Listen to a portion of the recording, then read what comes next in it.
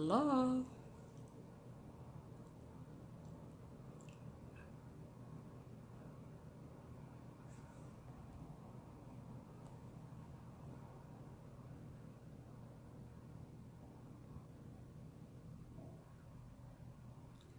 ملاي مقلا ملاي مقلا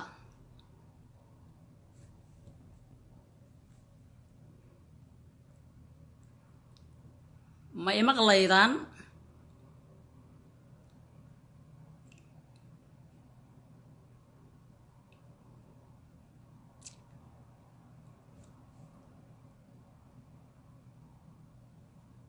ما يمقليسان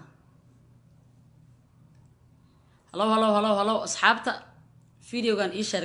قراية شيرت إيقو قبط شيرت إيقو قبط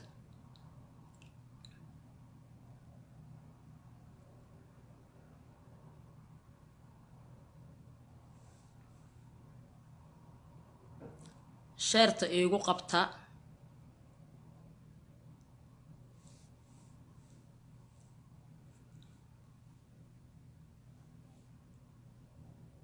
هلو هلو هلو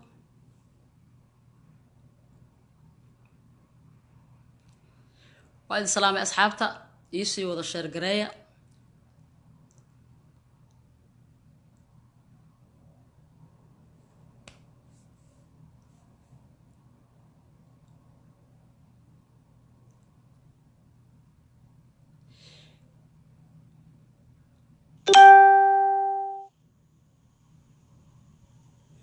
مهما waxaa jirto cajiiba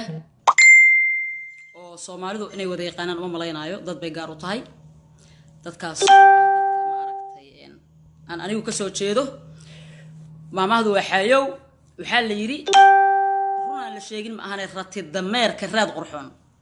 run aan la sheegin ma ahanay rati dameerka raad qurxoon saa la socotaan bashalay waxaan ku soo qoray Facebook-gayga waan iska daayay inaan ka hadlo ii sheeg arrimo hadii wax dhacaan hadii ma aragtay wax qaldan jiraan hadii ma aragtay dulmi jiro waan ka gaabsaday inaan iska daayo ayaan go'aansaday mar hore dameer iyo nin wadana dayma iga deeqdo waa anigi lahaa waxba BK ii soo dhigdhiginina luuqa dadka ii soo diraayay oo ma aragtay ayagu marka ujeedadooda ka hadlo BK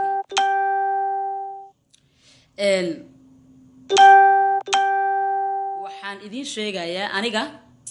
wax badan social media ka hadlay wax badan arrimo aniga ay quseeyo ama problemi aniga ila soo dirsay aan ka hadlay wixii markii aad aragto inay waxba ka soo naas cadaaneen ama aan waxba iska bedelaynin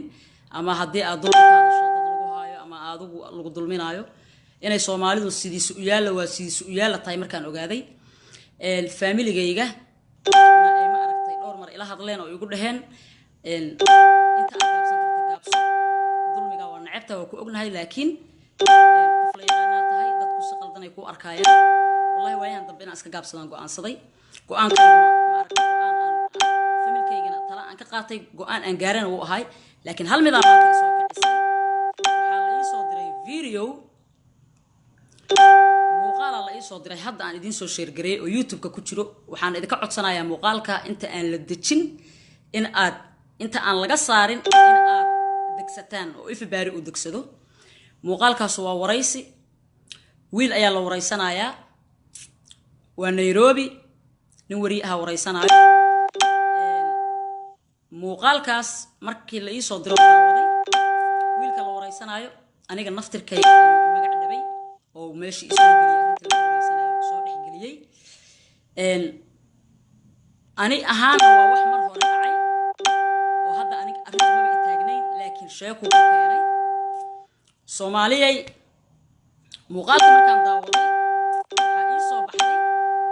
in aan wax ay Soomaalidu ama Kenya ha joogeen oo xog ogaal ayagu hasii ahaadaanba ama Kenya ha joogeen dibadda ha joogeen wax ay Soomaalidu wada og tahay oo aysan ka hadlin dulmi ay Soomaalidu wada og tahay oo aysan ka hadlin oo aysan ka dacwin inuu jiro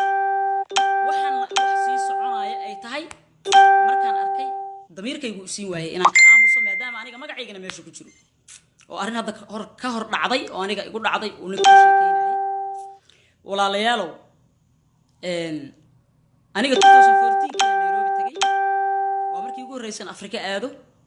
3 bilood aan dhalanaa 3 bilood wiilkayga dalmar ah 3 bilood uu jiray waa marka aan Nairobi tagaayo oo aan Dubai inta taga hadana xamar aan sii tagi doono 2014 show ayaa meeshaas ma aragtay ka dhagsaday Nairobi wiilal dhalinyaro ah oo walaalahay ah oo walaalaheen ah oo reer kilinka shanaad ah oo laakiin Kenya jooga Kenya degan dhalinyarada oo OLNF ayaa isoo raadiso fariin iyo soo farto tiri waa inaan farxiyo la kulanaa inta aysan showga aysan dhagsan ama aysan qaban qaabsan maxay igala kulmaayaan markaan ahayna waxa la raalli ahada waxay kugu haystaan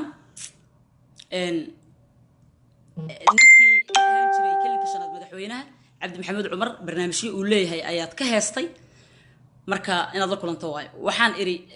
ma intaas ay ugu haystaan ha hadda anigu weligay ma caayinaan ku iri hees caayina ma qaadin marka ayagana ani isma naqaano waxaan kala kulmaaya ma aqaano adigu arintii loo sheegay gabadhaas ay tiriyaa leeyri way soo raadiyeen waxay dhahan ama inala kulmaysaa waa may showga ka kansaleynaa okay anigu is abaabulay qarash isgaliyay oo siiska meesha la dhahayo ayaan tagay oo booliiska wiilal kale oo ayagana meesha degan oo qaarkood suju yihiin qaarkoodna CID hina ama aragtay la ii keenay oo isla familkooda wiilashan kale isku wada family yihiin nimankaas ay caawinayay meesha hoolkan soo qabsaday meesha oo CISkan tagay waxaan soo qabsaday ciidan badan aan dalbaday si aan difaac u galo showgina inaan dhigta iga go'an tahay adigu inaan nimankaas rag ah ay caawiyay iyo wiil CID iyo ah markaan soo abaabulon showgi hoolka soo qabsadayo wax walba aan soo qabsaday way ogaadeen inaan ma aragtay iga go'antaa showga inaan dhigto ayagana inaan la kulma aan rabin waxna kama sameynaan taagnaa ka bacdi waxay sameeyeen wiilashi waxay u tageen magacaas Isaxa Hebelow Xaaji Yusuf Xaaji ninka MB-ga ah isliye u tageen waxay dhaheen gabar joogta magaaladan fanaanad ah waana qof maarta dagaal lagu jirto anaga dadka cadawgeena ah u heestaa heesa anaga nala ku dulminaya qaadaa show way u timid nala kulanaan dhahna way diiday showgaas dagaal ka dhici doono showgaas inaad aas safety ahaan dadaan leen doona ayadana dad ay wadataa waa ina kansashaa adigu showgaygi 5 galabnimo ala kansalay 5 galabnimo wax aan qaban kara male ciidan wax u sheegi kara male dad ma aragtay lama hadli karo ma dhigay show waa kansalmay showgi sidii ku kansalmay exactly sida BK ku dhacday wiilashi ayaga ahaa waxaan go'aansaday inaan baxoon Dubai ka bacdina xamar laga soo celiyo wax ugu dhaca waa maqalnay iska soo gudub waxaan iri Dubai aan tagaa waa imaana inta aanan bixin way isi soo aruursadeen haddana 30 ay ka yareen way yimaadeen waxay dhan farxiyoy adigana waa madax adag tahay annaguna kaamana xishoon gabar walaashayna ha tahay oo mul ah Soomaalidu marka qabiilay ma aragta qabiilka waxa la yiraahday wax isku ahaashaa Soomaalidu isku xeeriyaani adigu waxay dhahan farxiyoy ina xataa ehelnahay waa ogaanay hooyada curadkeeda inuu ma aragtay familkeena yahay waa la ceeboobay raalli ahaw waxaan ka rabnaa inaadan bixin adoo Nairobi show ka dhigan waxaan ku iri walaalayaal waday saas tahay markii hore aad qasaariseen oo fanaan marka ugu horeyso hadii show laga kansala marka la ogtihiin in ma aragta dadka ay niyad jabayaan sidoo hore u noqoneen waxaan ku iri ma iga deysaan maya okay maxaa ii sameyn kartaan maxaad igu caawin kartaan waxay dheen anagu qarashan kugu caawinay qarashki ka baxay kuma celin karnaa inaan ku soo camirno oo show ku galno aan kugu caawinayna waan ku fasaxna dhigo adiga dhalinyaro badan aan la tashay oo aniga caawinayso ehel iyo qaraabo ah iska dhigay ideen waa dhagsaday 300 qof soo gashay because waa show fashilmay adigu wiilasha ka bacdi waa sii baranayo waa wada hadalnayo markastaan aan aragtay kaftami jirno intii ay weerarka ugu hayeen xataa dhowr mar la kaftamo dhahay walaalayaalo aniga meel cidlaha igala qaadeen meel cidlaha iga dulminaysiin timihiinuna isku gees uma xirmaan aniga dadka joogay Minneapolis oo aan lafti idinka jaalidiina xagga joogto ayaa igu tiri waan israacno waa heshiino waxa soo dhamaaday kaala farxiyo kilinka dawlad deegaanka u hees marka aan waxaan ku haystay inaad hal dhinac wada tihiin marka idinkana hadda saana ileediin maya walaal way ku qaldan mid kastaba cilad buu ii sheegtay farxiyo dad gumaysi ku jiraan annaga ninkaas waa qiyaanoole wadanka dadka jooga Itoobiya waa la dhibaateeyaa annaga hooyooyinkeen walaalaheen ma soo arki karno meeshaanan maaragtay soo dooranay marka annaga waxaan naga go'an fanaanka Soomaaliyeed waa inuu naga xishoodaa maadaama jabhad dagaal ku jirta aan nahay in aad cadawgeena u heestaan ma rabno intaasaan kugu haysanay hadday saastaan ku dhahay waa lay qaldee dhexdiina dambe iguma arkaysaane waa idinka dhex baxayaa labadiina dhinacba idinkana weliga idinma heesin idinmana heesaayo ayagana dibdib uguma heesaayo intaas amaan ku heli karaa yeesa ay dhaheen adigu wiilasha cabaaran kaftan xataa waxaan ku iri idinka inaa xamar tagtaan iyo rajo kama qabtaan yaa idinka dadka meeshaan ma aragta u sheeganaaye waxay dhaheen walaal saas ma ahna qalad naga fahmin qabiil ma aragta inaad noo aragto ma rabno wiilashii dhalinyaro badan aan isdhex galnay oo isbaranay wiilashaas waxaa ka mid ah Yurub oo loo yaqaan Hooya Cabdifataax Jarmal oo jooga Germany ninka la yiraahdo Yurub hadda jigjig inuu joogaan jeclahay Cabdifataaxna wuxuu joogaa Cabdifataax Jarmal wuxuu joogaa Canada sheekada waa la soo dhaafay 2014kii ahayd waxaa aniga iga dambeysay marka fanaan kasta oo wax ka tirsanayaan Nairobi markuu yimaado in uu ayaga arko fanaaniin badan baa iga dambeysay hodan Cabdiraxmaan waati ayada laga kasalay rabay oo hees ku qaaday ila heshiisay ka bacay showga dhigtay Yurub Kenya waati iska laabatay jiq uga dhigeen dalmar waa kii hadda tagay dalmar kulay meel kale oo marmaray walaalkiisna meesha waxbuu ka yahay adigu wiilasha dhalinyarada ah ee jabhada waxaa lagu yaqaanay ay fanaanka ayaga ay xarashku u hayaan oo dambiyo naga galay ay leeyihiin inay ugaarsadaan taasna waa loogu daraabayo aniga naftirkaygu qiil baan ku siiyay oo waxaan iri waxaad ugaarsanaysan waa fanaaniin idinka dambi idinka gashay waa la gartay sheekadii sida isaga ahayd waaga Axmed Rashiid ma joogin 2014kii Axmed Rashiid ay imaaday Axmed Rashiid waa Soomaali haddana Kenyan ah waa nin shaqo meesha u jooga hawlo kale iyo loo ogmaday inuu wadankaas magaaladaas amnigeeda ka shaqeeyo oo wixii ciyaalkii ma aragtay dadka tooreeda galgalinayay shaqadaas Axmed Rashiid meesha u yimid ilaahay wuxuu qadaray 2017kii aan ku laabtay Nairobi markaan tagay show waxaan rabay New Year 2017 inaan ka tumo 2017 aan New Year inaan ka tumo waxaan maqlay marka intaanan bixin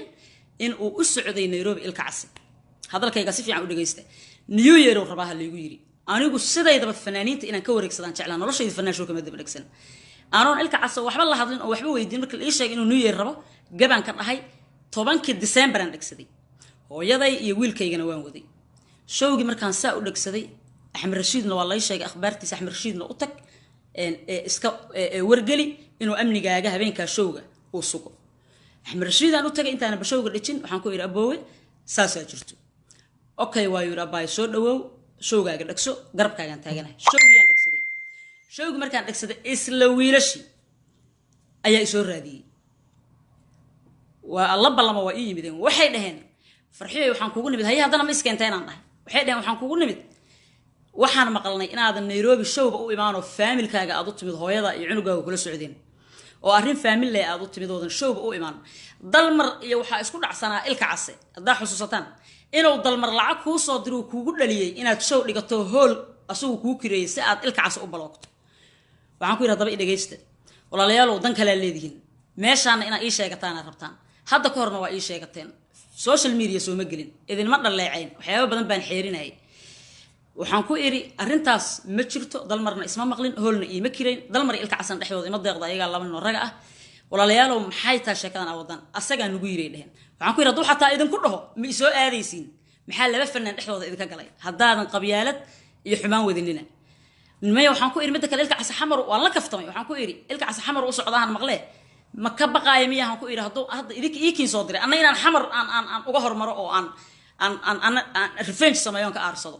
way kaceen madax ciidamada iga saareen may dhahin farxiyo wili qabyaalad inaan noo fahamto ma rabno haday saa tahay aadan sheekaas bari ka tahay oo showgayguna waa 10ka December aan dartiisan uga baaqday New Year raalli ah way dhahin waa iga tageen Axmed Rashiid aan ku laabtay marka ilaa meel lagaaga awood badan yahay xoogay hadda ka horna lagu jiljalay waa cabsahe Axmed Rashiid waxaan ku iri Axmed Rashiid wiilashan walaalaheena inay ma aragtay adan qashadana laga yaabay arintaydu waa dhag soo maaha 2014kii ay galeen haddana waa ii soo laabteen oo ilka casi sheeka aan shuqul ku lahayn bay ii sheegeen wuxuu yiri waxba kugu ma dhacayaan shuqulna kuma laha showgaaga anaad already ii timid anaa goheerka ku siiyay abay baashal Axmed Rashiid garabkaygu istaagay showga historiga ah ee Nairobi iga dhacay ninkii ii suurtageliyo ahaa wixii aniga iga dambeeyay walaalayaal waxa bilowday fanaan kasta oo Nairobi aadayo in fanaaniinta kale ay qishsiyaan ama dadkuba ay la taliyaan ay dhahaan niyo hadaan Nairobi socotid nimanka ayaga ah joogay Axmed Rashiid raadso si uu ku protect gareeyo maxay noqotay marka Axmed Rashiid shaqadiisu waxay ahayd oo wadanka u joogay inuu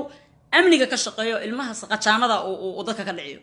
waxay noqotay Axmed Rashiid fanaan kasta inuu Axmed Rashiid u tago oo yiraahdo walaalo yaa laga caawinaya marka oo laga ilaalinaya cid kale laga ilaalinayo wiilasha walaalaheenaya laga ilaalinaya cid kale ma aha okay haba ahaato fanaaniinta marka waxa la isku ogaa marka fanaaniinta ayaga ay eeda ka tirsanayaan ama Cabdiilay u heeseen ay dhahayeen oo markaas ayagu xarash in loo haayo u maleeyo inay Axmed Rashiid ku dabagabadaan oo dhahnaa heesaan raba meeshan xarash laga haayaa caawi taas la isku ogaa oo aan kulligan ku ogeyn arinta ayada ahayd sida la wada ogyahay way soo dhamaatay dhalinyaradii jabhada ah say u badan yihiin wadankii aadid waxay aadeen jigjiga dhinaca oo Yurub uu ku maqan yahay Cabdi Fataax Jarmalna Canada uu galay inta kale iyo qayb aduu dhowr baxday qayb baa hartay oo meesha hadda joogta waxa kamid ah wiilka video-ga soo dubay oo la wareysanayo hadda aan daawado oo magacaygu meesha soo galiyay aan leeyahay waa la joogay sheekadii marka waxay iska noqotay maadaama filimkii Olanlef iyo Cabdiilay uu soo xirmay oo Olanlef xarootay oo aaday ii sheekelinka shanaad fanaaniinta oo dhan sayfay dareemeen inaan wax dambe oo fanaan loo raacanayo sheekadaas oo iska soo dhamaatay dadkii heshiiyeen oo fanaan kasta uu arkay still in kastoo ay cabsidi jirtay laakiin ayagii waxay mashruuc ka dhigteen wiilasha walaalahay ahaa in ay fanaanki imaanayaba oo ayaga soo maro kilibkan waxaan u duubayaa video-ga aan daawaday wiilka waa la wareysanaya igaarka cad oo ilkaha cascas nin wariyaha wareysanayo wuxuu yiri BK yaa laga wareysanayay iyo qaabka showga loo kansalay wuxuu dhahay magaalada Nairobi dadka qaar ba meel ba u xiran qaar ba saboorada iyo fiisooyinka wixii dawladda laga dhameeyay u xiran qaarna waxa u xiran fanaaniinta imaanayso ayaa u xiran oo siyaasad noocaas ah jirto dhalinyaro is aruursatay oo dhahay oo Soomaaliyeed oo aan qabiilna lahayn oo isku dhafa ayaa jirto oo fanaan markuu imaanayo Nairobi loos inay soo maraan arintaas waa been dhalinyaro is aruursatay oo Soomaali ka kooban oo qabiil kasta leh oo Nairobi fanaan Soomaaliyeed u fadhida oo ayaga la soo maraayo ma jirto waa only wiilasha ayaga ah oo isku familka ah taas been buu ka sheegay walaalkay maanta waa adduun birina waa aakhiro wuxuu yiri dhalinyaro Soomaaliyeed oo qabiil kasta leh ayaa jirta oo meeshan ay u xiran tahay xagga fanaan markuu imaanaya arintaas waa arintii soo kicisay wuxuu kale uu yiri farxiye kaba yaraa wadankan timid iyo dalmar iyo caqabaday la kulmeen wuxuu kale uu dhahay hadda ka hor baa Yurubgeey inta timid ayadoon heesin noqotay oo waan u diidnay wuxuu yiri BK wuxuu yiri markaan dhahnay maad nala kulantid wuxuu yiri BK aniga arintayda idinkoo kala ma gashaan laba dawladood ba arintayda ay qusaysaa Nairobina idinma daba fariisanaya inaan Soomaalida joogto u heeso marka waxaan soo xusuustay oo dhahay gabar baa hadda ka hor inta show in laga kansala iyo la isku khilaafnay oo kuwa ayada difaacay ee annagi isku khilaafnay baa loo tagay Yuusuf Xaaji markaasuu wuxuu yiri gabaraa show la rabaa in laga kansalo markaasuu yiri dhoocil xino foodleeyo fanaanada waxa rabtiin ka yeela okay walaalayaalow waxaa jira qofka bini aadanka waa inuu waxyaabo badan xeeriyo aniga waaga ayada oo showga laga kansalaayo Xasan Gantaal oo yar uu yaraa Xasan Gantaal hadduu kacay oo dheeraado weynaad waa wiil yar Xasan Gantaal ayaga uu ka tirsanaa in kastuu san ku jirin kuwii tooska ii soo weeraray laakiin dhalinyaradu ka tirsanaa uuna u heesi jiray I think inuu dhaantad u qaabilsanaa laakiin uu la socdo markay ii imaanayaan oo laygu meeraysanayo uu la socday 2019 ka hadda xamaran tagay show aan ku lahaa showgayga 2 bilood la xayeysiinay Xasan Gantaal waa kii iga daba yimid markuu iga daba yimid social media soo galgalay dhalinyaro xamar joogta video ka duuduubeen xamar lagaama xigo show waa dhigan kartaa kaba yara ku diidayso camal iyo waxba la raba in la geliyo aniga marka anoo dumara oo gabar ah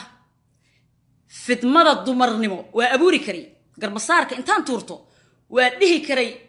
been oo dhan intaan daldalo oo Xasan Gantaal ka dhigo nimankii waagi iga kansalay uu groupka uu ku jiray laakiin waxba iima geysan ani waaga waliba wiilka la yiraahdo Yurub iyo Cabdi Jarmal aad bay igu dhawaayeen waxay dhigi jireen inaad haysto walaal anagu waa jecelnahay laakiin guddi baa jiro madax baan leenahay madaxdaas oo ku fasixin anagu waxba kuma qaban karna laakiin abaayo wallahi farxiyo waa ku jecelahay kuma nicbin laakiin xaaladahan waxaan hadda ka qaban karnaa male ururkana waa ka tirsannahay marka 10 qofood ama 3 qofood ay ku soo weerarto 3 qof ama 4 qof oo ku naxariisata lama waayo marka meaninkaygu wuxuu yahay xasan gantaal maadaama xamar uu iiga daba yimid suuqana aan ka cabsaday inuu ii geliyo farxiya xamar igu cunsuriyeynaysa intaan adeegsado cadiifadii 2014kii garbasaarka intaan tuurto xamar oo aan is oohisiiyo aan dhihi karay ninkaanu hadda koruu Nairobi show iga kansalay oo awood ii sheegtay iyo qabiil haddana xamar igu dhibaataynaya ma samaynin maxaan sameeyay Yurub Facebook inuu igu jira Yurub waan xiriirnaa qooyaca u taqaani reekeeya Yurub aan la xiriiray عفتح سفاريجنا منيابلس أو نيروبي جوجان لحريري عفتح شرمل أو جوجا ماشى اللي يرادو كندا لحريري سلطان سيران لحريري حرير أحمد لحريري كاز النبي صلى الله عليه وسلم دعوي أو يرولا ليالو إيمج كيجو كل عيارايا وحور ربع إنه ضدك يتصو انتو شو يقدر بدك سديب مركان إرادو محد يقدر بدك سنيسة إنه ضدك علاد يتصو أو إيمج قلدان إفرحية حمر إيش يجانيسو علشان سمعت أيضا وان إلهنا إن ويلك ولالك أنت صوكله إن حمر أنا كحيجو إن تصنع مريبين كمان يحيجو حمر وعاصمة الصومالية أساسا آمن سنة لكن مركا النقطة إن عذار إيو واحد جرادة كود السفين وكذا ذيذ مدة شرت مركا ولا لا ما صنعين حسب جنتال وأوجا وإيمت مركا دبواتان هشيني وأن قربها إسيسما لا يضيني لو يجلسوا هيصي مركا وحياة بدن ولا حيريات شرا مدة شرت مركا ولا لا يالو فرين بان halkan ka diraya mid waa dacwo dhalinyaradaas aniga oo matalaya dhammaan Soomaalida Kenya joogta especially Nairobi aanu u hadlaaya ayaan dacwo ka nahay hadaan nahay reer Soomaaliya especially reer Muqdisho fanaan dhan xaga eedig dhalinyarada Muqdisho ka imaatay ee Nairobi dhooban reer Nairobi dhan waa ogyihiin laakiin qof Nairobi jooga hadli kara ma jiro dhalinyarada Nairobi joogta ee Muqdisho ka timid ee xabada iyo qaraxa ka soo carartay Nairobi kuma joogan niyad sami cabsi ay ku joogan qof markay isku dhacaan ayaga ah waa ku xira ama adeerkaya wax aha loogu hanjabaa dhibaatadaas way jirtaa in ma aragta dadka Soomaaliyeed ay Nairobi waa qurbo waxay ku yihiin magangaliye u soo raadsadeen inay ayaga iyo dadka Soomaaliya ka yimid iyo wiilasheenan killinka ka yimid inay u sinaadaan way xaqu hadii aad Kenya aad baarta dhan ka deganto adii ilmaadeerada degan yihiin adayba ahayd inaad dadka soo dhaweyso oo reer Soomaaliya oo dhan aad hormuud u noqotid oo aad dhibaatada ka ilaalisid oo aad isu heshataan waxaan weydiinayaa walaalkay marka wiilka Cabdiraxmaan ee fiidiyowga la wareysanayo Cabdiraxmaan waxa tiri farxiye kaba yaraa timid dalmara yimid fanaaniin badan baa meeshan caqabad kala kulmay dhalinyaraan haddaan dhalinyaranahyna waxaan u qaabilsanahay fanaanka imaanaya inuu anaga soo maro أبو معانو إلهن كقول داريا ولا الكيا تهاي الويل سوماليا تهاي وحن كويدينا أذيقا يا كوحل صار إن أذل قصامرو أحمد رشيد إنه فنان كمرو وأوكي صوت أمرا يبي تقانين أحمد رشيد عبسي أياك الله قباب الله مرابا أحمد رشيد عدك كما ورديه بفنانين عدك أحمد رشيد كما ورديه أياك الله ورديه أرجع ولا له هذا الله ورديه مي فهمتين أوكي walaalkay su'aalan ku weydiina adiga yaa ku igmaday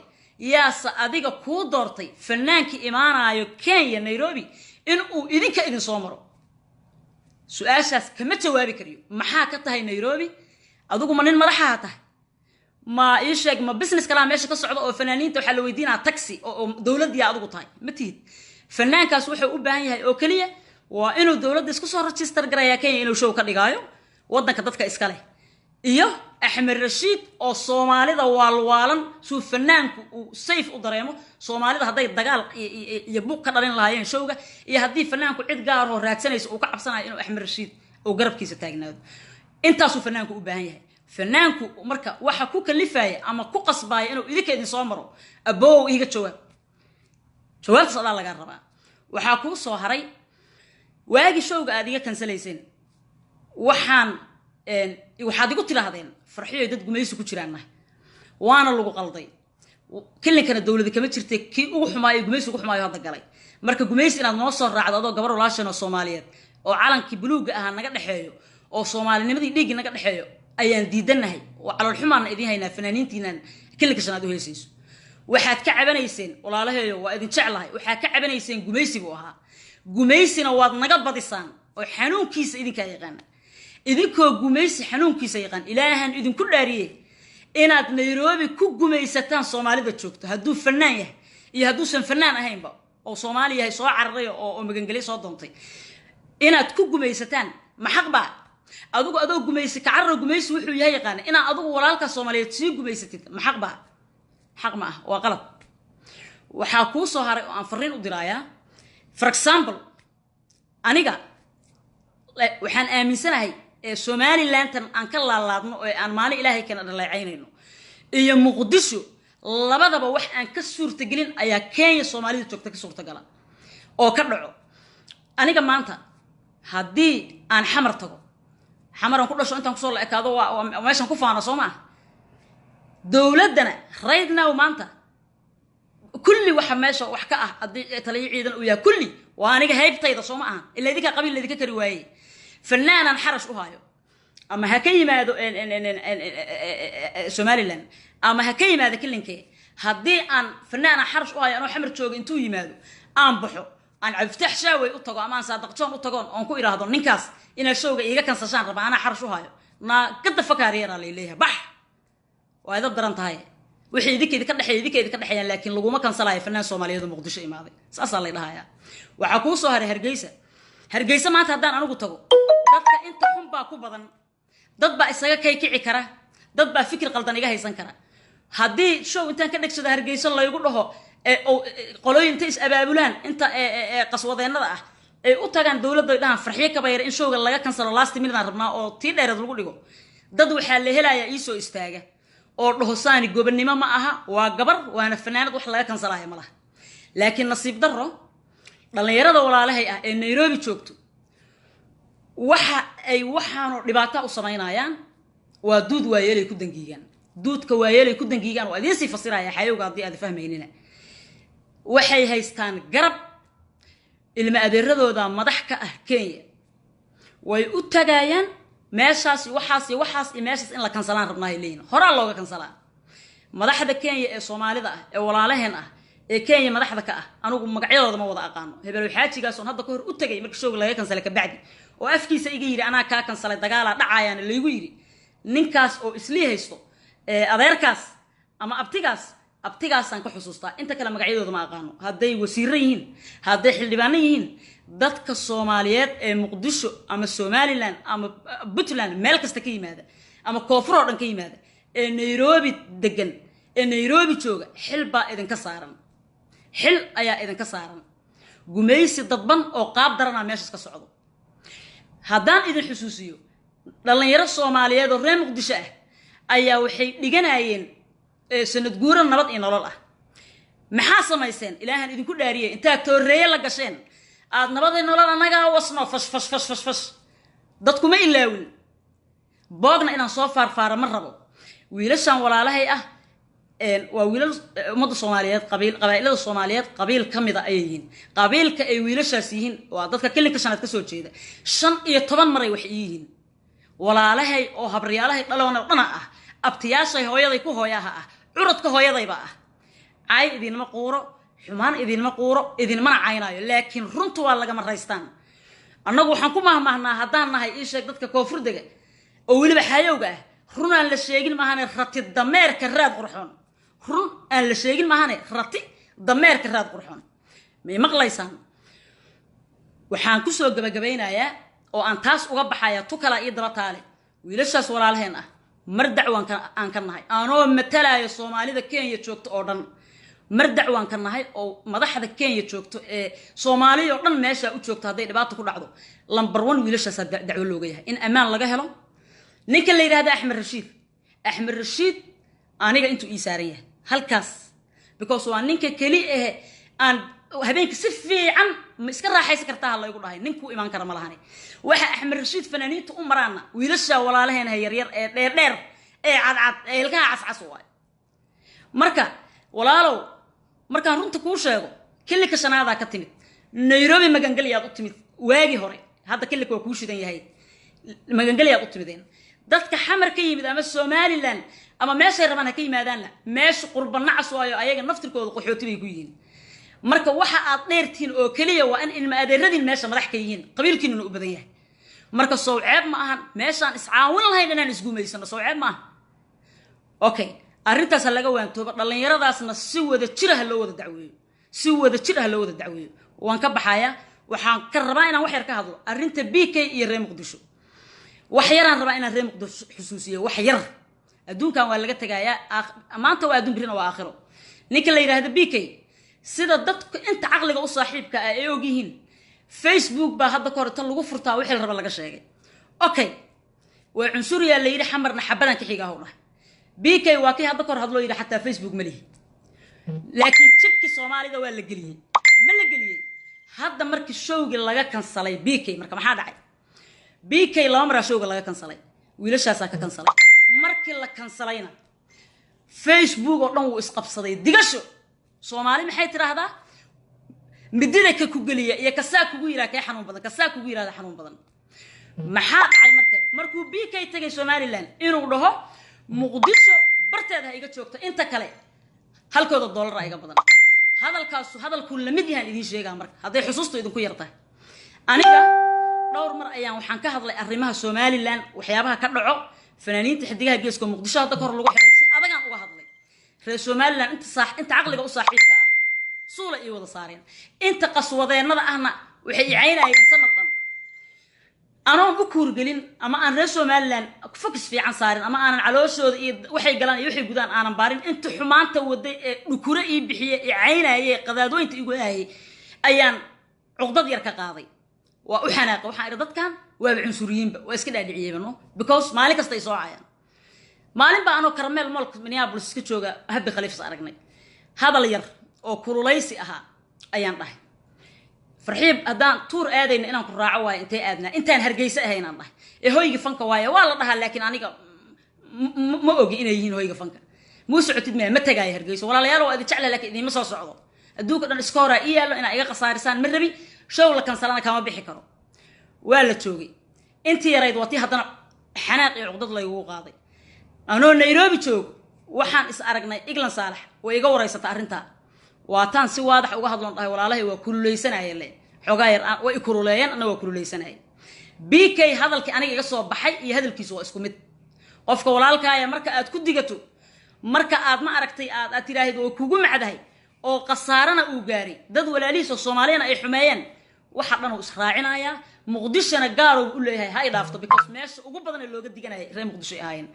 reer Muqdisho oo dhanna ma ahane cid kasta ama Somaliland ama Puntland ama Muqdisho ama Nairobi meel kasta oo Soomaalidu joogto inta xunxuna la arkaa because way afdheerihiin inta qaswadadeennada ah inta dadka kala geysa inta qashinka ah ku badan marka inta qashinka ahayd oo arkay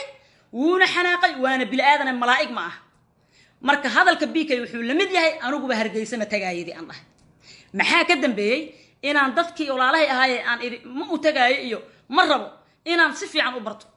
asxaab badan aan ku leeyahay Bashaara Cali Baantay Sagal Mustafa Xasan Nuuri gabdho badan ay kamid yihiin iyo asxaab badan oo wiilal ah Facebook ay igu jiraan inta badan isoo ma aragtay qanciso ee dhahdo walaal ma ku nibcin farxiyo la soco marka arkay dadkii inay nadiif yihiin oo aniga calankooda huwaday because aqoonana marka hore u lahayn baan u yeeshay calankooda waa aniga huwado u heesay dadka halkan ku jira kii ii soo qoraayo Hargeysa rabtaa inaad tagto ama inaad Hargeysa ka soo heystaa rabtaa horta midaan idin sheegaa iga raali ahaado qof qaswadayna ay soo wacay dhageysta midaan idin sheegaa horta aniga fan hadii la yiraahdo fanaanka ugu iskoorada badan baan ahay meela iskoor ii olin malaha Hargeysa ku soo hartay haddaan raba Hargeysa waa ka heesa haddaan raba kama heesaayo how about that haddaan raba inta tagaan vacation u tagaan iska daga fanka aa sheegaysan bidinku waxay idin leeyahay anigu gabagabaan fanka ka ahay because sharaf ma laha fanka Soomaalidu sharaf ma laha waxa ku soo haray fanaaniintu meesha problemka uga yimid dhanba ayaga mas'uulka ah aniga dhowr mar baa dhibaatooyin ugu dhaceen oo ama shooyay layga kansalaama lay dhibaatay anoo Facebook ka qaylinayo weligii waa arkaysan weligii ma aragteen hal fanaan ama aan close ahaano ama ayaan is oqon fanaanimo igu hiliyo farxiyo maxaa loo yeel dhahayo ma jiro fanaan kasta markii la dhibaateeyo fanaaniinta kala dhan baarkin ay galayaan sidii inay cadow ku yihiin oo ku farxayaan amal fanaaniinta Soomaaliyeed haddaad fankaan rajo ka rabtaan anigu rajo kama rabay mana rabay haddaad fankaan rajo ka rabtaan isku duubnaada fanaan kastana meeshuu tago qishka iyo wuxuu kala kulmo fanaanka kale qishkiisa ha siiyo BK waxaan filayaa markuu hadda Nairobi tagay Axmed Rashiid muusan marin Axmed Rashiid waxa looga gabado waa wiilasha walaalaheen ah ee maafiyada camal u dhaqmaayo cid kale oo cadow oo laga ilaalinayo Kenya ma jirto wiilasha walaalaheen ah cid ay doonaan isaga dhaga وفنانين تأجارسده وح أحمد رشيد الله مر بينتك وجوين وإن ويلش هيك بدبادو مركو أحمد رشيد لو حنفلا يا أحمد نيك اللي هذا بيكين وش أحمد رشيد مرين وحد عي هذا وين دعين وحنوش يا جاي الريم مقدشو أرنت بيكي مقدشو ماشي هذا هيك شوكته واتايدي وكلي يهرجيس وما صعده مركا لجو جارسيو لجا بدبضيو لجو جارسيانا وعليه مركا dadka yaan la kala geyn Soomaalida yaan la isku dirin wiilasha walaalaheen ahna wixii ehela ee ma aragtay garan kara ee qaban kara ee fahmi kara inay naga qabtaan rabnaa dawladda Kenya dadka noogu jiro ee ma aragtay madaxda ahna waa idin baryaa fariintayda hal la gaarsiiyo wiilashaas shacab ahaan iyo fanaaniinta Soomaaliyeed waa inay amaan ballaaran ka helaan haddii aysan sameynaynin Soomahan hal mid fanaaniintan kula talinaya Kenya haddaadan wiilasha yar yar u naagaynaynin oo aadan ayaga aadan dhahayn biliis Kenya ma ka heesi karaa walaalow ha isku tagin haddii kale u gooya Kenya meel kala ka badan meel laga heesaa ka badan yuusan fanaan tagin haddii kale maxaa dhacayo ina ayaga u naagayso aniga iyo BK isku mid aan ahayn anigu waxaan iri idin lama kulmaayo BK wuxuu yiri idin ma aqaano maxaa dhacay in fanaanka la dhibaateeyo soo ma okay marka labadii ka u door leh inaad ku jirtaan bahdilkaas oo aad marka Nairobi tagaysaan wiilasha yar walaalaheen dhuudhuubana dheer cad eelka cascas inaad ma aragtay ayaga aad u naagaysaan oo aad dhahdaan in iga raali ah ama ay ma aragtay ay ku qasaan haddaad raali ka tahayna Axmed Rashiid aad maray Axmed Rashiid ku ooyay shoog waa dhigay haddii kalena dadnimo isticmaalo waxaad kansalaysiin kansala aniga idin ma naagaynayo dhah iskuna duubnaado fanaan markii la xumeeyo gees uga soo wada jeesta wiilasha walaalahay ahna su'aashi aan weydiiyay ka soo jawaabaan yaa idin doortay fanaanka Nairobi imaanaya inuu idinka idin soo maro dawlad ma tihiin oo wadanka dawladda iska lahayd iyo Kenyaan ma tihiin hatta Soomaalida dawladda ku jirtay ma tihiin askar ma tihiin ilaaha idin ku dhaariyay waxaas oo ma aragtay cuqdad ah iyo waxaas aad dad ku beeraysan sheekan soo xusuustay wiilba hadda koor wuxuu ugu yiri Nairobi anoo jooga ayagoo dhibaaya dhalinyaradii reer Muqdisho dhalinyarada Soomaaliya ayagoo dhibaaya hadda koor wiil wuxuu yiri niyo maalin kasta waan xirtaan oo adeerkaya askari balaad noogu faantaan waan dhibaataysan inaad xamar iyo Soomaaliya tagtaan rajo kama qabtiin miya oo aga maxaa iga jira ay dhaheen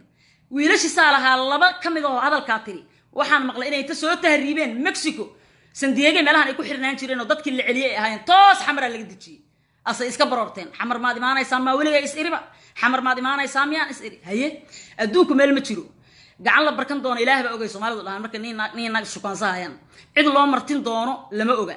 Kenyadaas aad dadka ka xigsanaysaan ee aad dadka walaalihiin gumaysi idinka naga yaqaan oo naga badiyay dadka walaalihiin gumaysanaysiin oo aad xumeynaysiin shacab iyo fanaan waxay doonaan ha ahaadaane oo aad ka xigsanaysaan Kenya anytime balaaya ka dhici kartaa oo Soomaaliya dhamma naqaan la dhihi karaa asaad xamar isku shubi kartiin iyo Somaliland iyo meel kasta Soomaaliya joogto marka godob ha gelinina xarash dadka kala dhex dhiginina wiilasha walaalahay ah ee reer walaalkay ah curudka hooyaday ayaan wili iyo abtiyaasha iyo kaasanadayda aan wili ku xeerinaa reer walaalkayo Soomaalida Kenya joogta ee walaalihiina ee qurban aska joogta ee Muqdisho ka timid especially Muqdisho ka timid wiilasha yar yar aad ugu hanjabaysan waa ku xiraa iyo ku yeela waa is ogtihiin